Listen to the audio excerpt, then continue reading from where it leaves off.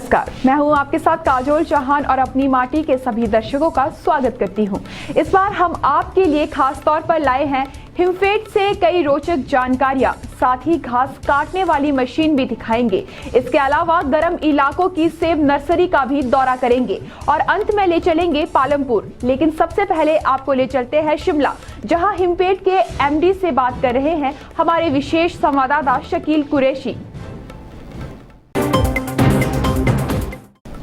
हिमाचल में हिमफेड की स्थापना 1952 में हुई थी। सरकार के इस उपक्रम से 900 से ज्यादा सहकारी सभाएं जुड़ी हुई है। हिमफेड किसानों और बागवानों के लिए कई तरह से काम आ रहा है। आइए जानते हैं हिमफेड के एमडी के शर्मा से।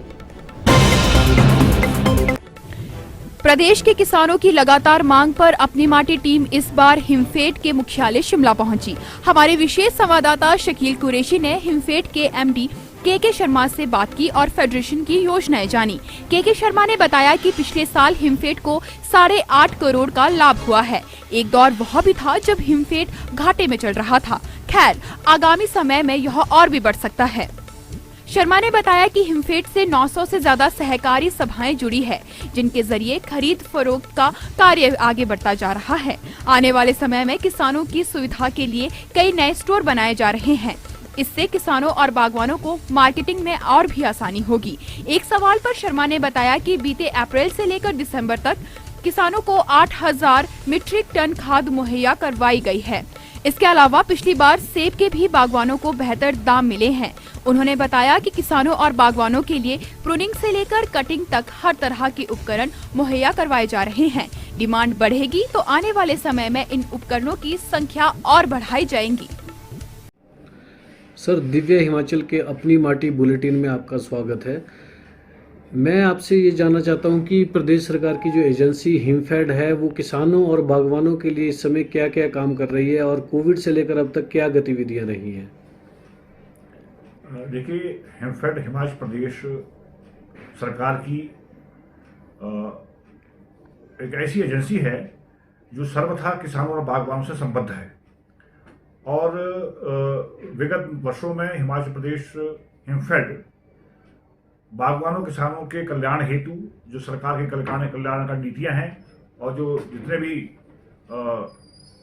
योजनाएं हैं उनका क्रियान्वयन करने के लिए प्रतिबद्ध है। सौभाग्य से मुझे इस बात की अत्यंत प्रसन्नता है कि इस वर्ष हिमफेड के सतत प्रयासों से, खासकर इस बार इतनी विषम परिस्थितियां रही हैं कोविड के चलते, लेकिन हमारा जो प्रयास था वो सफल हुआ। हम जो सतत प्रयत्नशील रहे कि हमारे जो किसान बागवान हैं जो हमसे संबद्ध हैं उन्हें किसी प्रकार की कोई क्षति ना हो, उन्हें किसी प्रकार की आपूर्ति में कोई व्यवधान ना आए। इसके चलते मुझे इस बात की प्रसन्नता है कि अभी जो है 1/4/2020 से 31/12/2020 तक हमने 8000 मीट्रिक टन से ज़्यादा खाद, सभी प्रकार की खादें जो हैं अपनी जो हमारी सोसाइटी हमारे से संबद्ध हैं या जो हमारे डिपोज हैं उनके माध्यम से हमने वितरित की। और हमें जो खासकर जब लॉकडाउन था और कोविड के स्ट्रिक्ट नॉर्म्स थे उनको भी हमने अडेयर किया, उनको हमने कंप्लाई विद किया और साथ में ये भी सुनिश्चित किया कि हमारे किसान और बागवान किसी भी प्रकार से खाद की आपूर्ति के बिना प्रभावित ना हो। दूसरी बात, हमारे इस बार जो MIS जो सरकार की महत्वाकांक्षी योजना है, इसमें जो मार्केट इंटरवेंशन स्कीम है, सरकार ने इस वर्ष एप्पल सेब के लिए 8.5 रुपये प्रति किलो मूल्य निर्धारित किया गया था। इसकी प्रिक्योरमेंट के लिए हमने लगभग 120 सेंटर्स को, जो हमारे प्रिक्योरमेंट सेंटर्स थे, उनको हमने प्रदेश भर में स्थापित किया। खास करके जिला शिमला, जिला कुल्लू, जहाँ अधिक सेबों का उत्पादन होता है, जिला मंडी में भी, वहाँ पे हमने 120 प्रापण यानी प्रिक्योरमेंट सेंटर्स हमने स्टैब्लिश किए और वहाँ भी निर्बाध रूप से हम जो पैरामीटर्स थे, जो एप्पल्स जो MIS के अंतर्गत आता था उसको हमने प्रिक्योर किया। और उसको, क्योंकि हमारे ऊपर एक बहुत बड़ा चैलेंज था, क्योंकि उस समय कोरोना काल था। कोरोना में बाहर से जो आड़ती हैं, क्योंकि जो सरकार का निर्देश ये था कि 8.5 रुपये प्रति केजी बागवानों से सेब खरीदा जाएगा और जो उसे आगे हमने बेचना है, क्योंकि वो सेब का जो प्रकार है, उसकी जो क्वालिटी है उसमें 51 mm से कम नहीं होना चाहिए क्षतिग्रस्त नहीं होना चाहिए, सड़ा हुआ नहीं होना चाहिए, स्कैब ग्रस्त नहीं होना चाहिए। लेकिन चूंकि कोरोना पीक पे था और बाहर से जो हमारे आड़ती थे वो आने में थोड़े संकोच कर रहे थे, बिकॉज उस समय सरकार के निर्देश थे कि जो बाहर से आएगा उसे इंस्टीट्यूशन क्वारंटीन या होम क्वारंटीन किया जाना अपेक्षित था। तथापि हमने प्रयास किया और हम बखूब इस बारे में, मुझे इस बात की प्रसन्नता है कि इस वर्ष भी हमने लगभग 19,000 मीट्रिक टन, क्योंकि इस बार सेब का उत्पादन कम रहा, फिर हमने 19,000 मीट्रिक टन के आसपास सेब हिमफेड ने बागवान से प्रक्योर किया और उसका हमने फर्दर मार्केटिंग अपने लेवल पे किया। और जो सरकार ने निर्देश दिए थे कि 3.5 रुपये प्रति किलो से कम जो है इसका अज्यूम प्राइस नहीं माना जाएगा। तो हमने ये भी मुझे इस बात की खुशी है कि पूरी पारदर्शिता से इस सेब को जो हमने खरीदा था उसका प्रॉपर ओपन ऑक्शन से हमने उसको मार्केट किया, उसको बेचा और इसमें किसी प्रकार की कोई कोताही ना हो, किसी प्रकार का कोई नुकसान हिमफेड का ना हो, सरकार को ना हो, वो हमने सुनिश्चित किया। भविष्य के लिए जो हिमफेड की योजनाएं हैं किसानों बागवानों के लिए, वो क्या योजनाएं आपकी? आपने सीए स्टोर भी यहाँ पर बनाने हैं और किस तरह की हो रहेगी? आपने ठीक प्रश्न किया। हिमफेड का जो आयाम है वो मात्र गोदाउन तक सीमित ना है।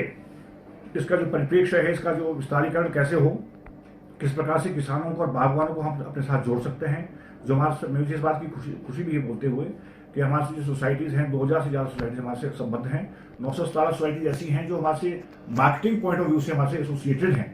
तो किसानों को, बागवानों को एक हमारी जो मल्टी फेसेटेड हमारी कार्य प्रणाली हो, हम अपना जो हमारा कार्यक्षेत्र है उसको बढ़ाएं। उस दृष्टि से हमने निर्णय लिया है कि हिमाचल प्रदेश में जो कोल्ड चेन स्टोर्स हैं, क्योंकि आप समझ सकते हैं कि विभिन्न जिलों में हमारे हिमाचल प्रदेश की जो भौगोलिक परिस्थिति है वो भिन्न है। हमारे पहाड़ी क्षेत्र भी है, मैदानी क्षेत्र भी हैं, बर्फ भी पड़ती है, बिना बर्फ के भी है, गर्म क्षेत्र भी हैं। तो विभिन्न प्रकार के उत्पाद किसान और बागवान पैदा करते हैं, जिसमें सब्जियां भी हैं, ऑफ सीजन वेजिटेबल्स भी हैं, फ्रूट्स भी हैं, सिट्रस फ्रूट्स भी हैं, सेब भी हैं, और सब्जियों में जैसे आलू और दूसरी मटर है या अदरक है या टमाटर है, गोभी है, वगैरह वगैरह। इसकी प्रॉपर मार्केटिंग अभी नहीं हो रही है और किसानों को भरपूर उसका दाम भी नहीं मिल रहा है। आत्मनिर्भर भारत, जो भारत सरकार का महत्वाकांक्षी योजना है आत्मनिर्भर भारत, उसके दृष्टिगत हमने निर्णय लिया है कि हम प्रदेश में विभिन्न स्थानों पर जहां जिसकी ज़्यादा उपयोगिता होगी उसके दृष्टिगत हम कोल्ड चेन स्टोर खोलेंगे और उससे ताकि और हम अपने किसानों को और हमारी जो सोसाइटीज़ हैं उनको इसके साथ जोड़ेंगे। 25 वर्षों के बाद ये जो अज्यूम प्राइस था उसको हमने एड्रेस नहीं किया, बल्कि उससे ऊपर हमने बेचा से हम लगभग 3.70 रुपये प्रति किलो हमारी एवरेज आई है, जो बहुत अच्छी है। पिछले साल 2.95 रुपये एवरेज आई थी उसकी शेयर प्राइस की, और HPMC भी चूंकि शेयर प्रक्रिया करता था तो उन्होंने 2.90 रुपये बेचा था। तो इस प्रकार इसमें भी हमने अच्छा पैसा कमाया है और किसी प्रकार की कोई इसमें हमने कमी नहीं आने दी। प्रक्रिया करते हैं जिसमें स्प्रेयर हैं, पंप्स हैं और दूसरे जो HMO है, हॉर्टिकल्चर मिनरल ऑयल है, वगैरह वगैरह, कटर है या प्रूनिंग मशीन है, और प्रूनिंग वो जो कैंचियाँ हैं इत्यादि, बहुत 100 से ज़्यादा उत्पाद जो है हम किसानों बागवानों को विक्रय करते हैं। उसमें भी हम बढ़ोतरी करने जा रहे हैं और उसमें जो भी बागवानों की जो अपेक्षाएं हैं, बागवान जो कहेंगे भी ये चीज़ें मार्केट में लाई जानी चाहिए, तो हम नियमानुसार और पारदर्शिता से उसको मार्केट में लाएंगे और ये सुनिश्चित करेंगे कि बागवानों को उसका लाभ मिले और हिमफेड भी अपना काम ठीक प्रकार से नियमों का करता रहे, ताकि सरकार की छवि भी प्रचारित प्रसारित हो, हम भी सुदृढ़ हों और हम सशक्त हों। दूसरी बात, सबसे बड़ी बात, मैं इस बात को कहते मुझे और उल्लेख करते हुए प्रसन्नता हो रही है कि हिमफेड बहुत समय से, चिरकाल से, मैं समझता हूँ दशकों से बहुत घाटे में चल रहा था। इसमें क्यूमुलेटिव लॉसेस थे। हमने इसका संज्ञान लिया और हमने प्रयास किया कि हम क्यों ना हिमफेड को, जो एक हिमाचल प्रदेश की शीर्ष संस्था है, सरकार की शीर्ष संस्था है, इसको शीर्ष पर लाएं और इसको स्वावलंबी बनाएं, आत्मनिर्भर बनाएं, सेल्फ रिलायंट बनाएं और कर्ज से मुक्ति दिलाएं, और जो भी हमारे ऊपर इनकम्बेंसेस हैं उसको कैसे खत्म करें। तो मुझे इस बात की खुशी है कि इस बार हमने 8.5 करोड़ रुपए का शुद्ध लाभ अर्जित किया है, जो एक बहुत बड़ी बात है। ये इसमें माननीय मुख्यमंत्री के जो मोदी के जो निर्देश थे, प्रदेश सरकार के जो निर्देश थे, उनका हमने अनुकरण किया और हमारा जो बोर्ड है, हमारा जो हिमाचल प्रदेश जो हिमफेड का जो बोर्ड है, बहुत ही योग्य हमारे जो चेयरमैन साहब हैं, हमारे वाइस चेयरमैन साहब हैं, हमारे जो मेंबर्स हैं, हमारे जो डायरेक्टर्स हैं, हम सतत आपस में हम बातचीत करते रहते हैं और नए हम बात जो भी जो नए दिशा, नए आयाम कैसे स्थापित किए जाए, किस प्रकार से नई दिशा, नई गति इस हिमफेड को दी जाए, उसी के परिणाम स्वरूप हम सफल हुए हैं कि हम इसमें 8.5 करोड़ के लगभग हमने लाभ अर्जित किया है। और मैं आश्वस्त हूँ कि चूंकि हम एडिशनल पेट्रोल पंप भी खोल रहे हैं और हम अपना लुब्रिकेंट्स का काम भी करने जा रहे हैं, हम होलसेल हम सप्लाई इसकी बिटुमेन की भी करेंगे, सीए स्टोर्स भी खोलेंगे, अपने जो हमारे लगभग 92 हमारे स्टोर्स हैं हिमाचल प्रदेश में, वेयर हाउसेज हैं, उसमें सभी प्रकार के हम उसको भी हम जोड़ेंगे, उसको एसोसिएट करेंगे कि हमारे जो जिन क्षेत्रों में जो लोगों की जो आवश्यकताएं हैं, किसानों बागवानों की जो आवश्यकता है, उसको किस प्रकार से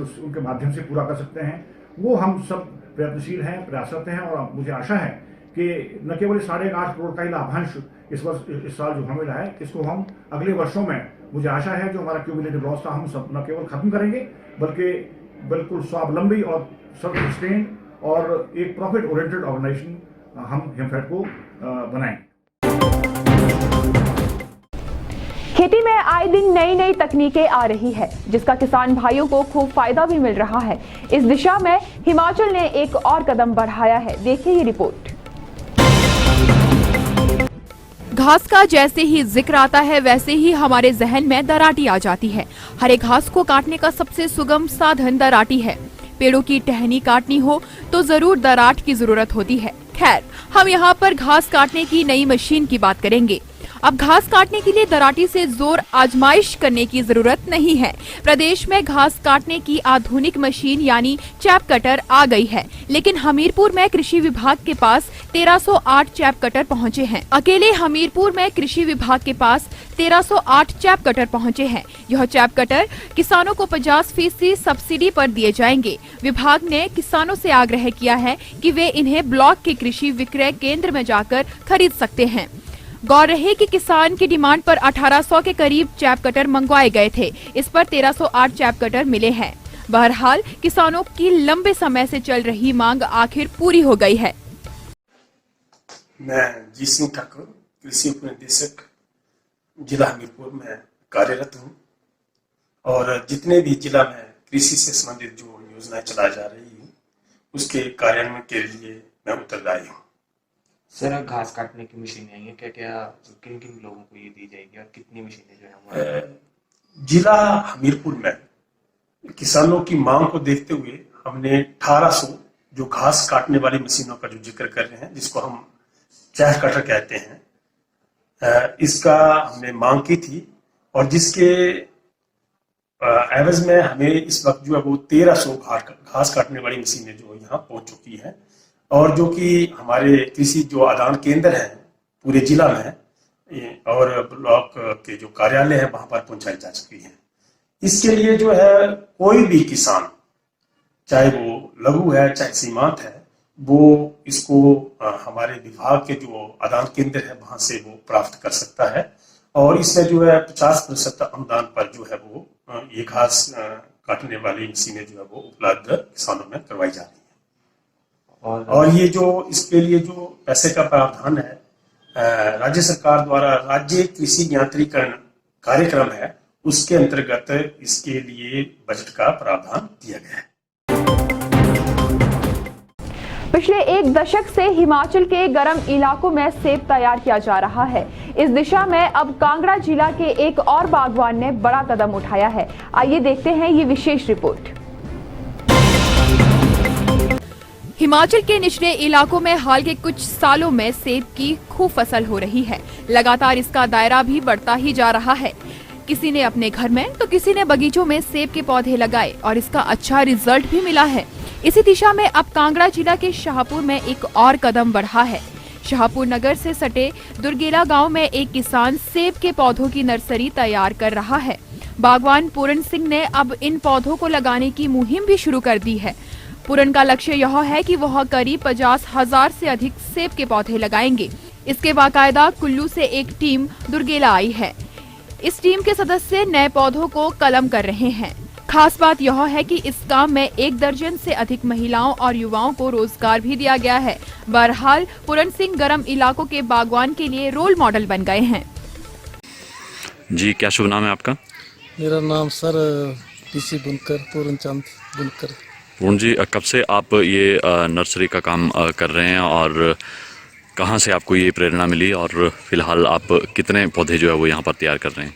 सर आपको आप तो पता ही है आपको वैसे कि हमने सबसे पहले बगीचा लगाया था यहाँ पर। जी जब हमारा बगीचा सक्सेस हो गया जी तो पिछले साल हमारे दिमाग में ये आया कि क्यों ना एप्पल की नर्सरी तैयार की जाए, क्योंकि यहाँ पर हमारे आसपास कहीं नियर बाई कोई नर्सरी भी नहीं है जी और काफ़ी दूर दूर लोगों को जाना पड़ता है जी और काफ़ी लोग अभी जागरूक भी हो रहे हैं कि एप्पल के प्लांट लगाए जाएं। जी। तब ये दिमाग में बात आई तो पिछले साल हमने थोड़ा सा 1500 प्लांट तैयार किया था, जिस बार हमारा विद इन वीक में ही सेल हो गया था। फिर हमने सोचा कि चलो क्यों ना इस काम को बढ़ाया जाए, जी तो इस बार हम कम से कम 50,000 का टारगेट लेके चले हैं। इससे बढ़ भी सकता है, मतलब तो हम देख रहे हैं यहाँ बहुत सारी महिलाएं भी काम कर रही हैं, कुछ युवा भी वहाँ पर काम कर रहे थे। लगभग कितने लोगों को जो है वो रोजगार भी मिल रहा है यहाँ पर? सर आपने देखा कि एक तो लड़के जो कुल्लू से आए हैं जो ग्राफ्टिंग कर रहे हैं, जी तो वो भी बेचारे यहाँ पर अपने रोज़गार के लिए ही आते हैं, जी तो उनका तो चलो अपना एक प्रोफेशनल काम है। लेकिन जो हमारा लोकल युवा है यहाँ का और लेडीज़ हैं जो हमारे आसपास की, तो आप देख ही रहे हैं कम से कम 10-12 आदमी और महिलाएं जो भी हैं एक साथ काम कर रही हैं। तो इसके साथ साथ ऐसा नहीं है कि पैसा तो चलो पैसा कमाने के लिए हर काम किया जाता है, लेकिन इसके साथ साथ हमारा ये भी है कि औरों को रोज़गार उपलब्ध हो सके। पूर्ण जी, कहाँ से ये पौधे जो है वो आप लोग लाते हैं और फिर उसके बाद किस तरह की प्रक्रिया जो है वो रहती है?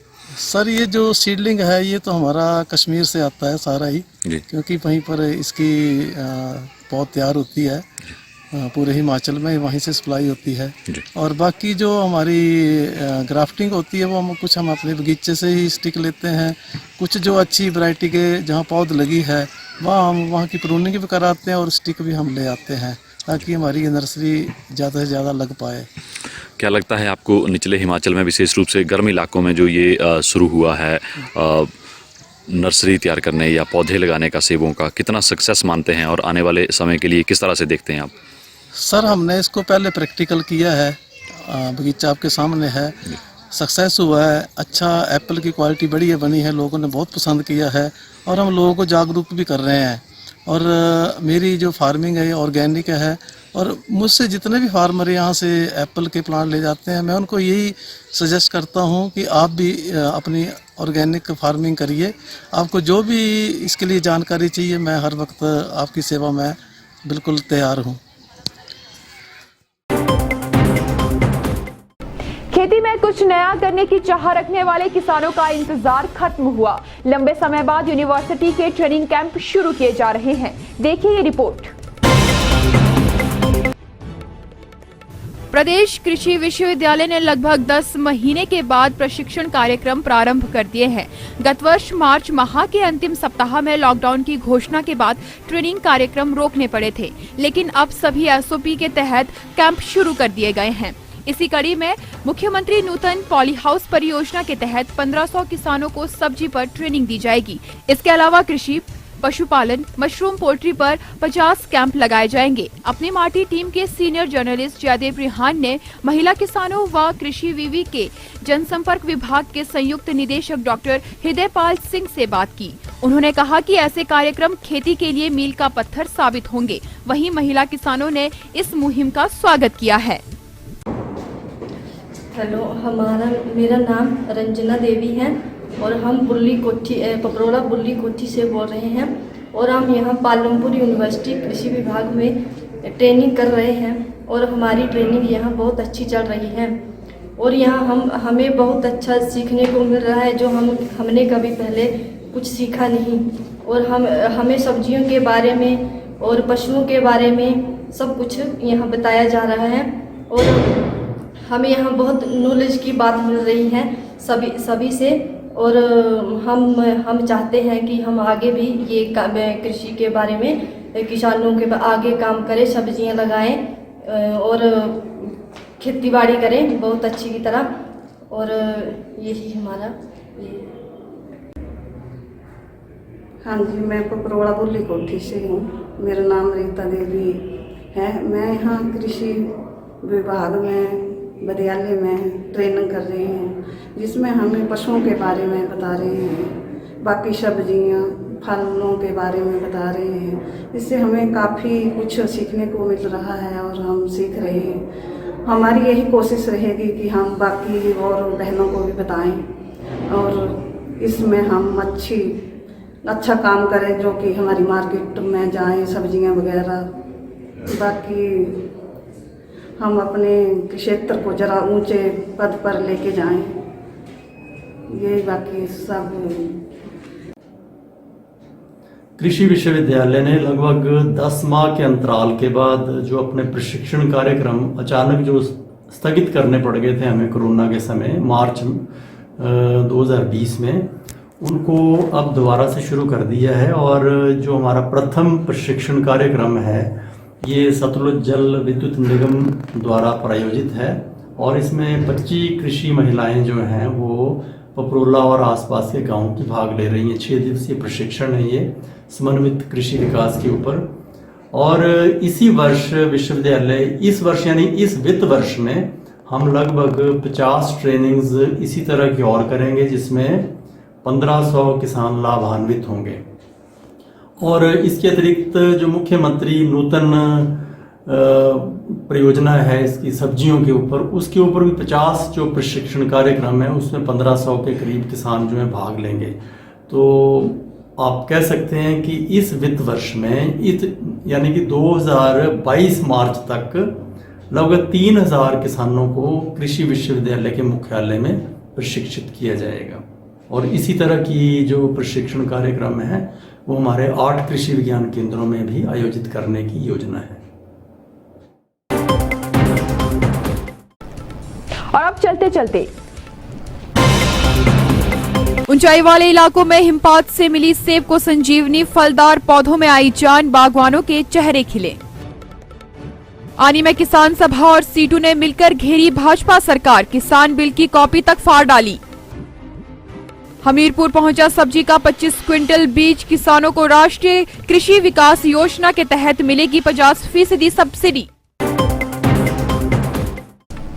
आज के कार्यक्रम में बस इतना ही। अगले हफ्ते फिर मुलाकात होगी नई रोचक जानकारियों के साथ। तब तक के लिए मुझे दीजिए इजाजत। नमस्कार।